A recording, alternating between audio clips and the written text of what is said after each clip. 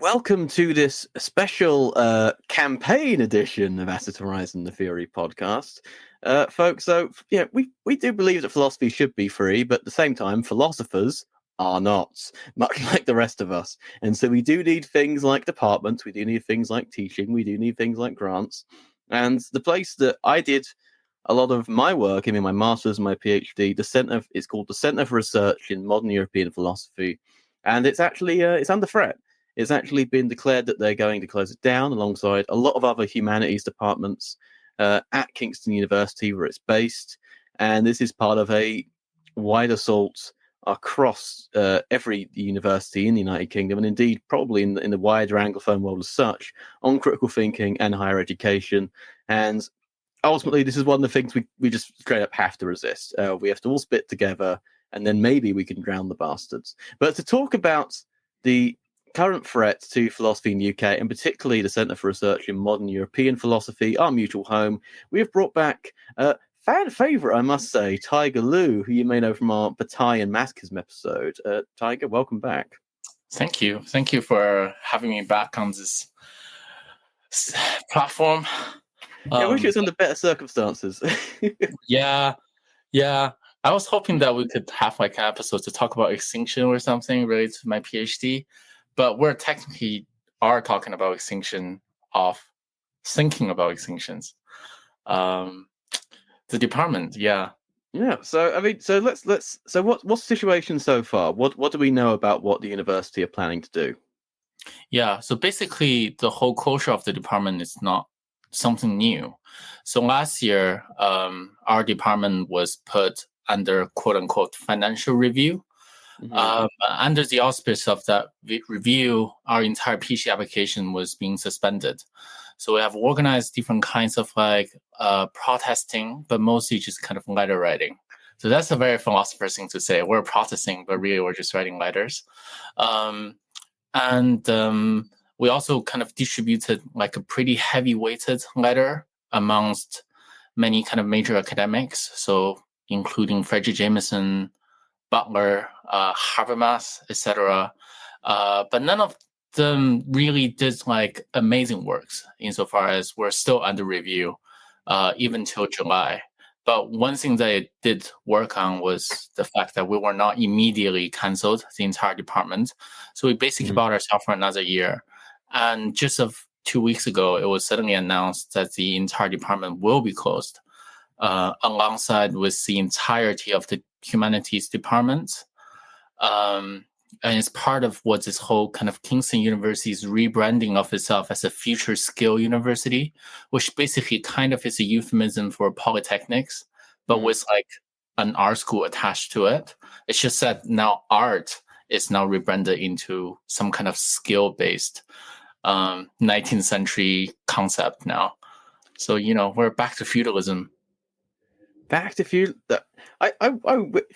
You at least got like some land. You got to eat something. You just had to give your lord some of it. This is feudalism without the festivity, without the calendric time. This is something. This is some. This is some Nick Land shit. And if you want the reason to save CRMEP, he didn't go to it. Thank God. I mean, this is a centre which has produced some amazing researchers. A lot of people we've had on the show. Of course, Tiger, Billy Cashmore, the staff there. Includes Peter Horwood, Stella Sanford, Howard Cagle, Peter Osborne, like people like Ray Brassier came out of it. Christian Kerslake, we talk a lot about on the show in terms of his work on Deleuze and the unconscious. This is a real centre for the production of philosophical knowledge. It is to critical theory pits. And if the Thatcherite bastards close to critical theory pits, then my God, they're going to come for others next. And this time they're coming in a way for all of them at the same time. I mean, it seems like philosophy and humanities in general is in a really dire state in the UK. Yeah, absolutely. Especially just the other day, I was reading like a Benjamin book, and then in it was mentioned Howard Cagle, who's my supervisor, and it just suddenly occurred to me that I haven't opened a Benjamin book or a book that touches on Benjamin without seeing Howard Cagle being mentioned in the book, and then suddenly it kind of dawned on me of how the culture of the department is, in a way, this sounds a little bit narcissistic, but in a way, it is kind of a historic event within the history of philosophy, because the Center for Research in Modern European Philosophy kind of came out during this period, which is at the same time kind of is this emergence of the new left discourse, trying to rethink Marxist categories in a certain kind of cultural sphere in Britain. But also it was kind of this time when what was considered at the time like continental philosophy, which is a term that a lot of people still use, when that kind of philosophy is under threat and currently still under threat. And the center kind of came out to rethink what does it mean to do these kind of thoughts, what really is modern philosophy. And in that regard, it has like a pivotal role in this field. Yeah. And also in terms of the public access to philosophy, I mean, it's in Kingston, which is not like a glamorous, you know, sort of Oxbridge style university. It's not, you know, one that has to be exclusive only to rich people. And I remember the seminars. I mean, you could walk in if you're at Kingston, you're basically paying for the grade. You can show up if you want and just, if you want to learn Hegel or Deleuze or someone that's taught by, you know, someone like Catherine Malibu or S.E.M. Balabar, you can just show up and have access to this. And, you know, they put out a series of books, which has amazing work from upcoming graduate students, as well as translations as well. I mean, Eric Alliez did sort of edited the recent one, which included some of the early Foucault texts. It is a place that makes philosophy free for an incredible amount of people. But one of the questions I wanted to ask as well, I mean, I guess I'm coming towards the end of my PhD, so I'm not as necessarily directly as materially impacted by this. I wanted to get on your side. What is it like from the perspective of the students? Do the students, do the MAs, do the PhDs, do they feel kind of scammed? Like the rug has been pulled out from underneath them by this administration? Yeah, absolutely. Like people feel furious and pissed off because in a way, because right now there's a lot of kind of safe humanities, safe philosophies discourse around, but often they don't feel kind of that impactful. But when we first heard that the department, like our department, is going to get shut down, we're just kind of like a bit shocked by the way in which the university is handling it. Because usually the way that you close a department is by, you know, kind of prolonged and then under various like financial excuses. But this time around, they just simply messaged us in disguise as one of those like casual mass email communication that you should ignore, and disclose to us that the entirety of the department will be gone, and technically all the professors might be gone by July the 31st, which is a bit crazy to think. They also kind of demonstrate the hubris and the ignorance that of the people who made the decisions. So basically, the decision of closing the department came purely from the financial team, the Department of Finance, or whatever the name of that is. And so this is one thing that you can tell that they know nothing about the center, is the fact that most of the master students, regardless of other people who are continuing into next year, so even the master students that are supposed to finish this year, they will still be writing their dissertation from the end of July to the end of October. But if the professors are gone by July the 31st, that means that a significant portion of their dissertation will be unsupervised. But even though that is the case, the university still promise that our teachings and our research will continue as usual, which is quite crazy. And it also demonstrates the fact that they have no idea what our teaching schedule is like. So you can tell kind of the level of contempt that they have for education. It is. I mean, it is bollocks, isn't it? I mean, it's just to think about the traditional arguments that university admin used to use against striking lecturers would be, oh, you know, you're thinking only about yourself and not about the students. You know, you're using your students' teaching as leverage against us, the innocent business side of things. And then when it comes down to it, the business side of things, the administration will just completely fuck its own students over, which, you know, even by its own logic of the student as a customer, that's still pretty bad, because they think, well, where else are you going to go? And I think that's especially true of how many students are on visas, where if they do that, they have essentially the surveillance apparatus of the British state that can indeed pursue them, and in some cases even deport them. Yeah. Yeah, absolutely. So we are currently organizing our resistance against this, but there's gross amount of uncertainties, especially for me, like as someone who's on visa. Um, the potential, like the fate of the department, is quite intimately tied up with the fate of me, technically, in this country.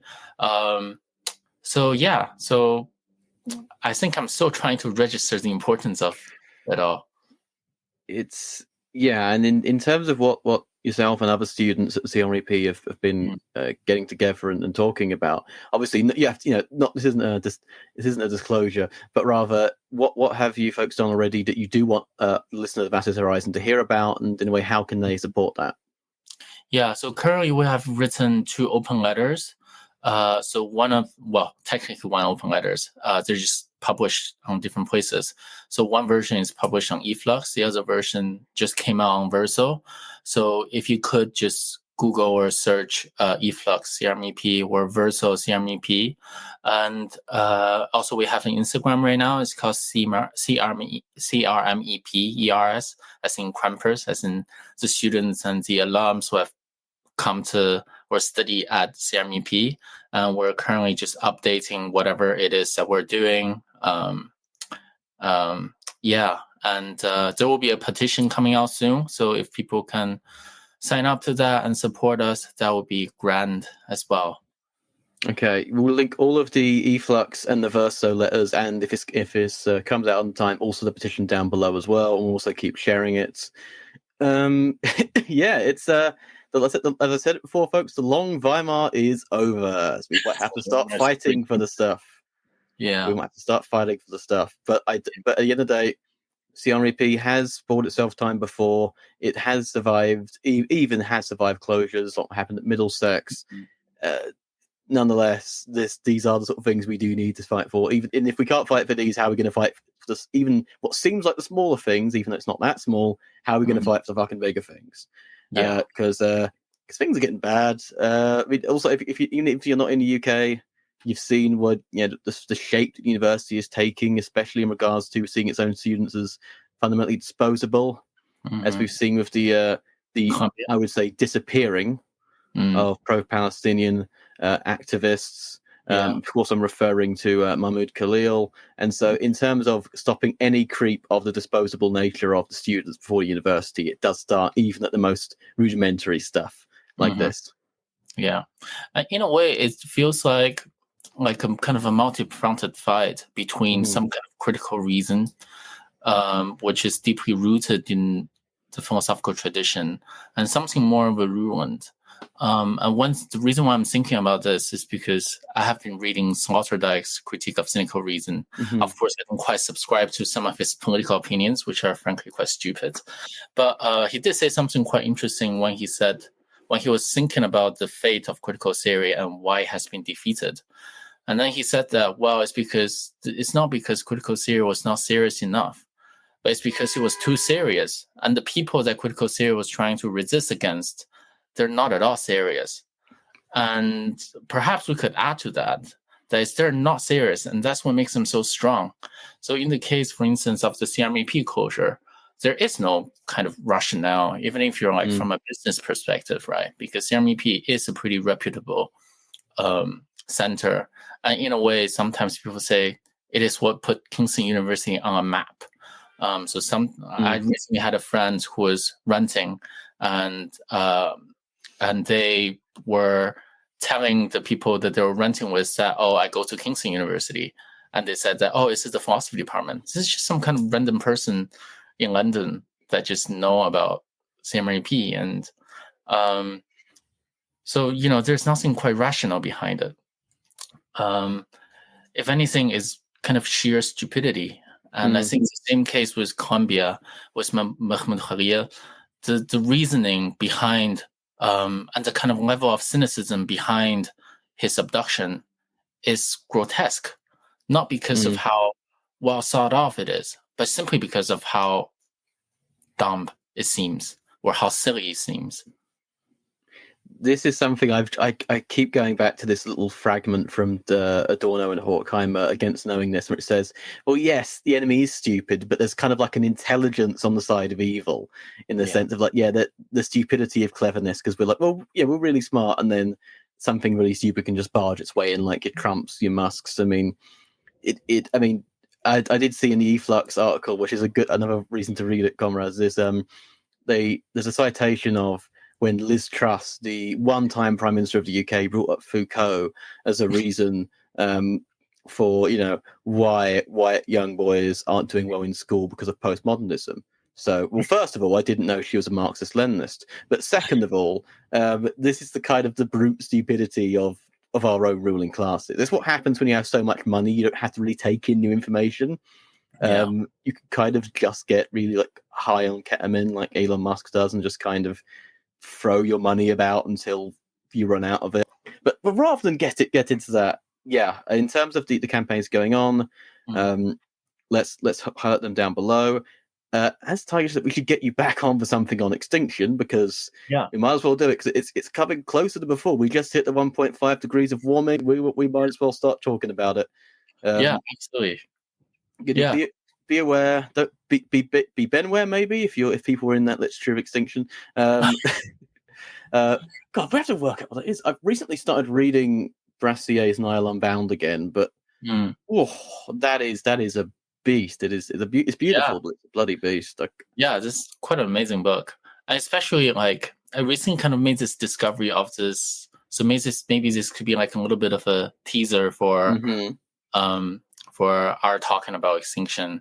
Well, kind of two things. The first thing is how often this idea of extinction gets circulated within the history of the discourse of philosophy. Because initially I thought that my PhD will be fairly short, because there's not technically like philosophy of extinction. But once you kind of expand this concept to various other philosophical concepts, you realize that they're everywhere. And the second thing that I discovered was it's a recommendation also from a PhD at CRMEP. So shout out to Daniel Gottlieb, who recommended me this book. It's called The End of the World by Ernesto Di Martino. At the time, so he was focusing on this specific concept that came out in 1960s existential psychiatry. So there are a bunch of kind of like people who are interested in psychoanalysis, but also recently just discovered Heidegger. And then they came out with this concept called Weltuntergangserlebnis. It's like the lived experience of the end of the world. So Weltuntergangserlebnis. And it was actually classified as a psychiatric category to describe a certain kind of schizophrenic disorder. So in English, it's often translated as the delusion of world ending, or the delusion of world destruction. And kind of Ernesto Di Martino is trying to work out how that concept really works, but he kind of never got through to it. My God, the theory of the doomer, the theory of the earth is the theory of the doomer. And also just mentioning, so big up Stan Gottlieb. His project is very much it's entirely different in a sense, but it's that very aspect of community that brings everyone together and allows us to share and sort of mutually produce knowledge. I mean, I learned that from. I mean, I've been at the CRMEP since like 2018. And I can't remember. I wouldn't be able to do this I'm doing quite right now, folks, without the CRMP, without that support, without that kind of community. And so I think it is very much worth saving, and we all benefit from having centres like that open. And so this is also a good teaser for the philosophy of extinction, theory of the doomer. That's a clickbait title, but the algorithm is merciless. That's my PhD title. The end of it.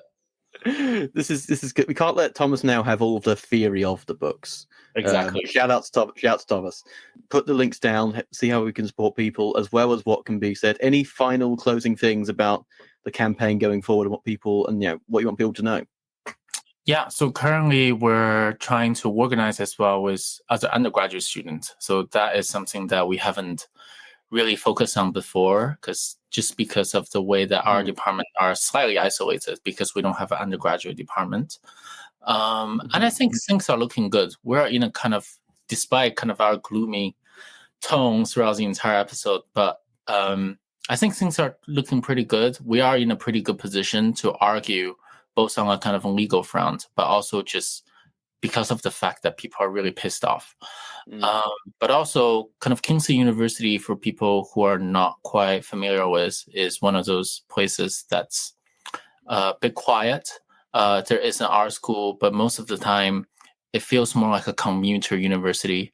And the student union, also the student population, are quite depoliticized. And I think that perhaps within the coming weeks or so, we can mobilize and create some kind of like movement among the student populations that the university haven't seen before. So Kingston University should look out for that. They should bloody look out for that. May 6, 1968 will happen again. Exactly. But on that note, Tiger, thank you so much for joining me on this mini-sode, and we'll see you soon. Yeah, see you soon. Thanks everyone for listening.